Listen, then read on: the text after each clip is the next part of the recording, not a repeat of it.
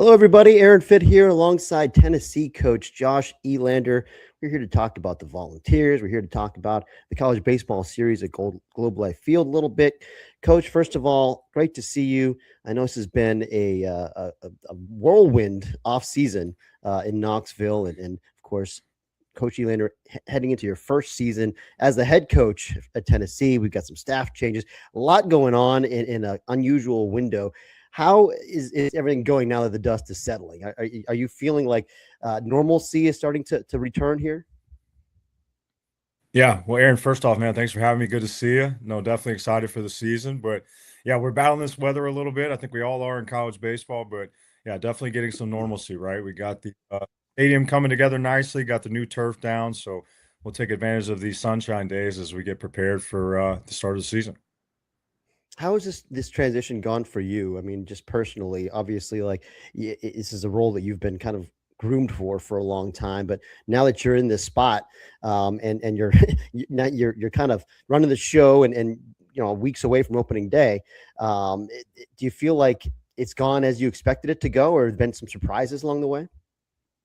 There's definitely been some surprises. I think the timing of everything, without a doubt, was a big surprise. But fortunate to have learned from some amazing coaches as a player and as a coach throughout my career. And I think every assistant, like, hey, maybe has a dream of being a head coach one day. But for me, it was, hey, how do I learn and get a little bit better each day? So excited for the challenge, thankful for the opportunity, and really just excited to do it with a bunch of guys that I've recruited and I know their families and real relationships with. So just able to kind of continue to stay the course with these guys is something we're all very grateful for. When you look at this club that you've got, I think the relationships part, the recruiting part, all kind of ties together, right? Because this team in particular, you lost a lot of notable pieces from a year ago. What, six, I think, everyday players and some really important arms.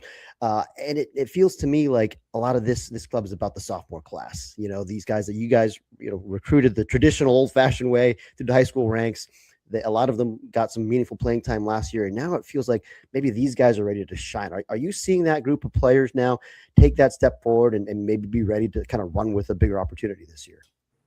100%. I mean, that was our first number one overall recruiting class our staff was able to put together last year. And again, if you look, it wasn't by design, but a lot of those guys are sophomore eligible too, right? So it's a big year for them personally and then us collectively as a group. But, with Chris Newstrom and Manny Moran and obviously Braden Krenzel, Levi Clark, like Tegan Coons, I mean, there's some real major league prospects in that group. And again, maybe they're still underclassmen, but they got to play a lot last year. I know Manny hits a big home run versus Wake Forest that ends up being the difference in a go home game of a regional or keep going game. And those guys have been good, but Levi specifically has made a big jump behind the plate, also at first. Just the maturity piece there. And again, where hey, we tell them, hey, you guys have been in the trenches, you know what this league is like, and you guys know college baseball is good or better than anybody. Experience in the league might be one of the most valuable things. So we'll lean on that as times because there is a lot of new players in the building. There was a little bit of turnover there and all that, but just really excited about this group from really the freshman class all the way through some of the seniors as well. I'm curious too about Tegan Coons, a guy that we know what kind of arm that is. What have you seen in him developmentally now as he makes that transition from freshman year to sophomore, likely weekend starter?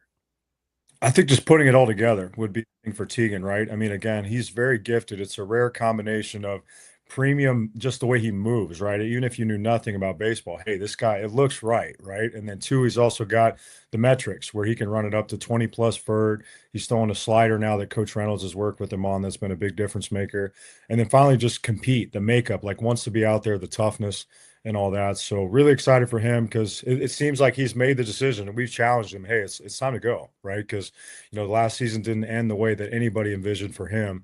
So, but he's been really, really good. And Ren and our director of program development have gotten with him on getting a little bit more vert on the heater with the Edgertronic camera and some other things. So again, just a little kind of tinkers here and there, which I think will make a difference in his execution this spring. And you've got the two, of course, UVA transfers, another great portal class that you guys brought in to supplement that returning homegrown core. But the two UVA guys I wanted to ask you about as well.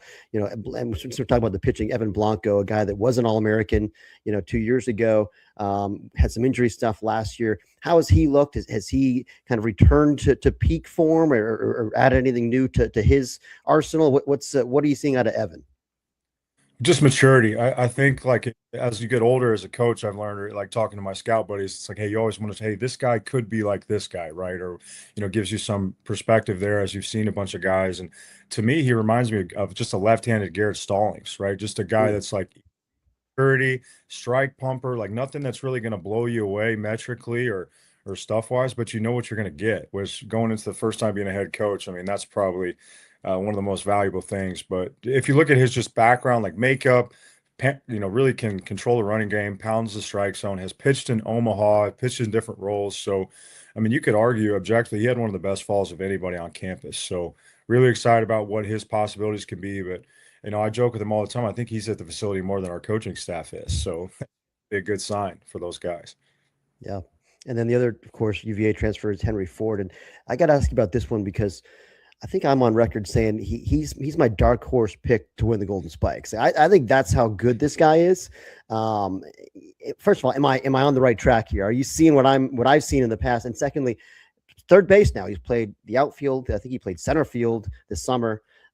He's played first base in his career. How is he looking at third base? No, I'm with you 100%. No, I'm glad we share. I don't want to hype it up too much, right? But he's just different. I mean, we've been fortunate to have some amazing hitters over the years, but I was talking to Blake Burke and Andrew Fisher running around the facility today, and he can really swing it, man. He has some similarity to some of those guys with Simo, Gordon Beck, different, again. So even with the guys on the roster, we love the balance and depth. But the cool thing with Henry is, again, just his feel for the game. Like, again, like he is obviously very in tune with the pieces of his swing and what he's trying to accomplish, but he asks great questions, right? We've kind of blended what he's had success with into kind of how we've done things here, but also giving him the freedom to kind of navigate that. But he's a baseball player. You throw him in right, throw him in center, throw him at third. And again, Coach Kivitt has done an amazing job with him at third base, just moving around the bag a little bit. And we always joke, hey, there's Nolan Arenado running around or Chris Bryant, big long body, but he's very special offensively, just a cerebral hitter that can use the whole field. And I'm really excited to see him wearing orange this year. A lot of exciting pieces on this roster for sure. Worth pointing out, 2024, when Tennessee won the national championship, you started the season at Globe Life Field, first three games. So maybe some fun associations with this place. This year, you're going to be there week 3. We've got number 1 ranked UCLA, Arizona State, Virginia Tech. I mean, 3 regional caliber teams, maybe the best team in the country on paper heading into the year. It's going to be a fun weekend for Tennessee fans that make the trip. No doubt. It's been cool just kind of going around town and doing some media stuff. Like everyone's like, hey, we bought our tickets to Dallas and all that. And what an amazing venue that place is. And I just think how they run the tournament, it's really, really just done at the highest level where, we're able to get our actual cage time and then we get a long practice and the pregame stuff and playing in a major league ballpark. I mean, these guys in the SEC are fortunate to play at some of the best stadiums in the country, but a little bit different juice when you get to go play in a major league stadium. But again, playing against UCLA and Arizona State and Virginia Tech, I mean, great programs with amazing coaches with balanced rosters. It'll be a great first challenge for us. And, we'll be a buildup. It'll be definitely circled those 3 days because it'll be a good challenge for our crew. What do you like most about that venue, besides the fact that it's obviously a major league facility, which is pretty darn cool, and I'm sure the players are excited about that piece of it. But the roof is nice. But I mean, what else stands out to you about that place? Well, just again, like it's funny, like to right field, it looks like, hey, you can hit that thing in that third deck. We ain't doing that very often over there, but I think the uniqueness of like even how the stands are set up, where there is a little bit of division between like the dugouts, and it feels like it's almost kind of right on top of you. The sound kind of gets trapped, but the sight lines are really great for the hitters. Obviously, the batter's eye, it's major league specifications and all that, but just a really cool venue that they did very, very well. And then even outside the stadium, I mean, as far as for the players and their families, it's easy to get to for families from all over the country. But the hotels are right there. There's a lot of restaurants. They've done a phenomenal job kind of building that thing up where really the entire experience is right there. And then I am a little biased being from Texas. It's always good to find an excuse Yeah. on there. Of course, some fond memories made in the Metroplex for Josh Elander, some great TCU teams back in the day. Coach, I'm looking forward to seeing you. I'll be there week 3 at Globe Life Field. It's going to be an awesome weekend. Always an awesome weekend at that place. And check it out, everybody, the college baseball series at Globe Life Field.